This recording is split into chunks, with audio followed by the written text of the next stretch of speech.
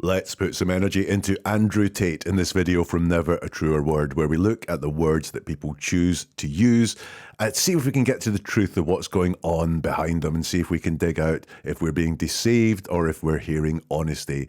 And Andrew Tate, well, he's had a hell of a week. He started the week being trolled by Greta Thunberg and ended the week in detention in Romania after being arrested on charges including human trafficking and other crimes. This has led to a video doing the rounds, which was recorded in August of 2022, where he dealt with different allegations of human trafficking. So can we look inside the words of this interview, the words that Andrew Tate uses, to see if we can decide what's going on around this interview, where he deals with allegations of human trafficking. If someone's being deceptive, no matter how hard they try, the truth will leak out in some of their words, and that's what I think we're going to see here from Andrew Tate. So let's delve in and see what we can find. He's asked, news accounts in the United States say that the US Embassy in Bucharest, Romania was tipped off to your misdeeds and alerted the local authorities you might be committing human trafficking. I want to know the details. Were you arrested for human trafficking? What happened? Andrew Tate starts by saying, yeah, I was not arrested. So what happened is I suffered from a case of swatting. It's very popular with people who are large on the internet. Many large YouTubers have been swatted. It's where you call the police and you say somebody has a gun or there's a hostage situation and the SWAT team arrives. So he's asked that question, were you arrested for human trafficking? What happened? And his first word is, yeah, an agreement. But he goes, yeah, I was not arrested. So he says, I was not arrested. And then his next word is so. And when someone says so, it indicates that they are moving into excuse territory. They're going to explain to you what happened. It's not a straightforward, were you arrested for human trafficking? What happened? No, I wasn't. I'm not involved in human trafficking. He has to go so we know he's going to set out some scenes here. And what's most important, obviously, to him here is setting out what swatting is. So actually some allegations have been put to him that are pretty vile, and he doesn't deny the allegations straight away. He says, yeah, I was not arrested. And then he spends a lot of time telling us what swatting is. What's really important to him here is that swatting happens to a lot of people, popular with people who are large on the internet. Many large YouTubers have been swatted. So what he's trying to say is this is not something that's specific to me. This happens to many, many people. So he's creating distance straight away between himself and the allegations, which is interesting. Why not just come out and start off by denying the allegations and saying, I have not committed any crimes? Instead, he feels the need to set this story out and say that, this happens to many people. It's not just me. That's the thing he plays on. It's downplaying the severity. It's obviously the most important thing to him. He goes on to say, somebody made a phone call to the American embassy saying that I was holding women at my house. The police arrived. And let me state this now. I state this openly to the world.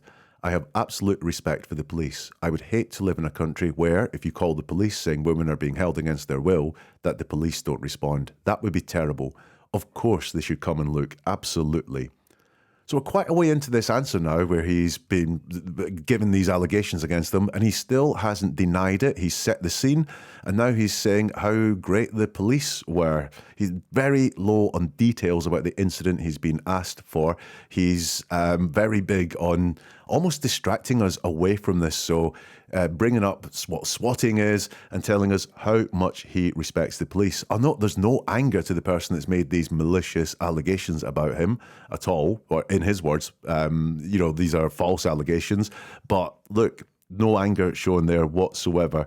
He's giving a long and full answer to the question. It appears he's being fulsome and giving lots of details, but you look at the substance here and it's light. So far, he has said he wasn't arrested, but he hasn't denied the allegations that he was involved in human trafficking or he was holding women hostage. And this police line, I don't believe he means this. He tries too hard to convince us he means this. It starts with him saying, I state this openly to the world.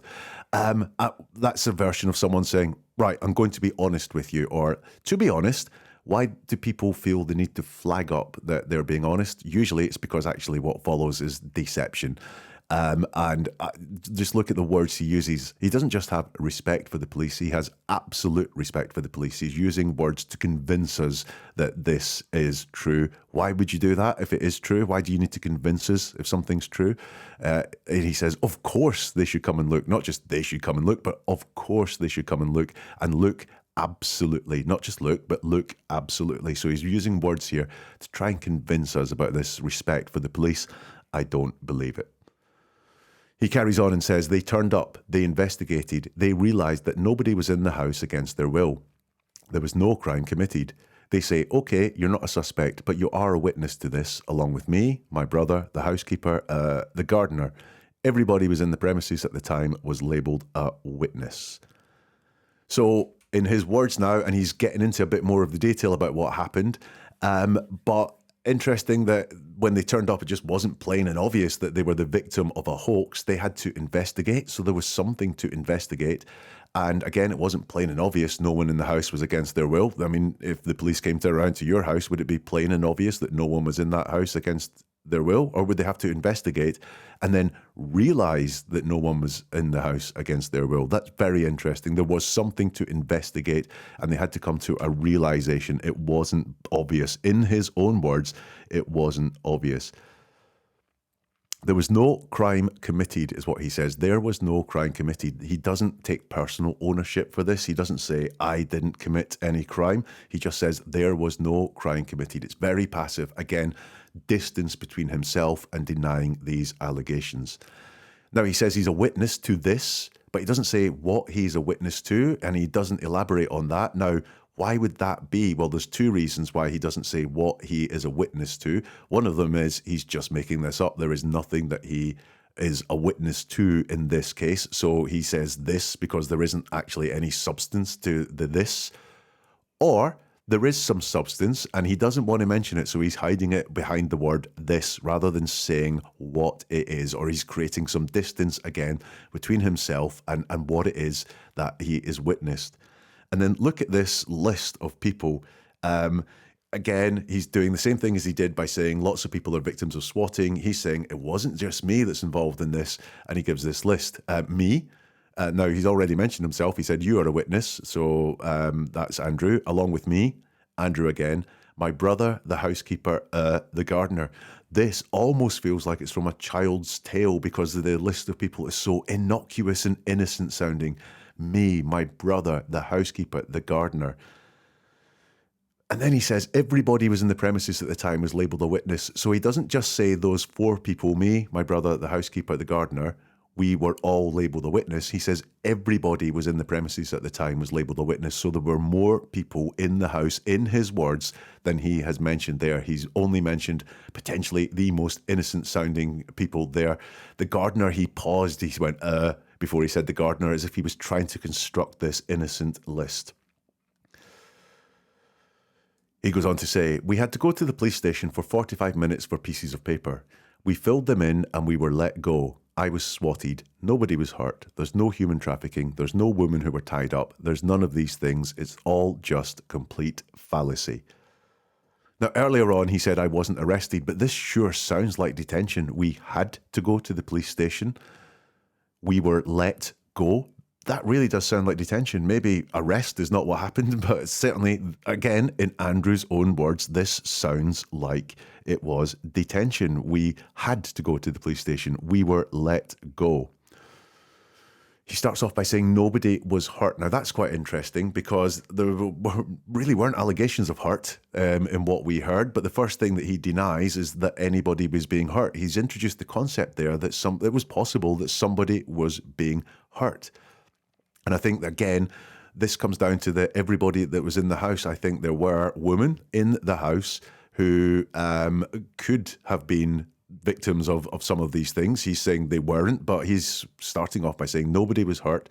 There's no human trafficking. There's no women who were tied up. Not there's no women, just there were no women who were tied up. Note. Again, he doesn't personally own this denial. It's not, I didn't hurt anybody. I'm not involved in human trafficking. I'm not tying women up against their will. It's just more general, more distant. Nobody was hurt. There's no human trafficking. There's no women who were tied up. There's none of these things. It's all just complete fallacy. There's no personal denial there in him. He uses the word just as well. It's all just complete fallacy. We use just to hide things, so I don't think that this is complete fallacy. At the very beginning, he told us what the allegation was that was made on the phone call, saying, I was holding a woman at my house. Now, if you look at the denial that he's just given the very end of this interview, he doesn't actually deny the allegation that he said was made, that he was holding women against their will. Just there was no women who were tied up, but you don't need to be tied up to be held against your will. So what's my conclusion in all of that? Listen, he is very sensitive about this. This could have been dealt with much more straightforwardly, with much more detail and much more ownership of the denial. But what he's doing is downplaying the severity. He's trying to say lots of people were involved in this, and he doesn't personally put himself there in this. He's sensitive about it. Now, that's not surprising. We all would be if those allegations were put to us. But his priorities seem to be setting the scene, talking in general about how great he thinks the police are, not what happened to him. Talking about that is not in his priority list. While he's doing that talking, while he's talking about swatting and the police, it's giving him time to think and delay getting to this more sensitive parts, which is what exactly happened to him. And when he deals with that visit from the police, it's extremely limited and extremely qualified in what he says. So is he being totally honest about his visit from the police in August 2022 and his actions? In my opinion, having looked at his words, I don't believe so. Connect.neveratruerword.com will take you to a whole lot more videos, posts looking at the words that people use. If you like this video, press the like button. And if you've got any comments or observations on Andrew Tate's words as well, then why not leave a comment down below.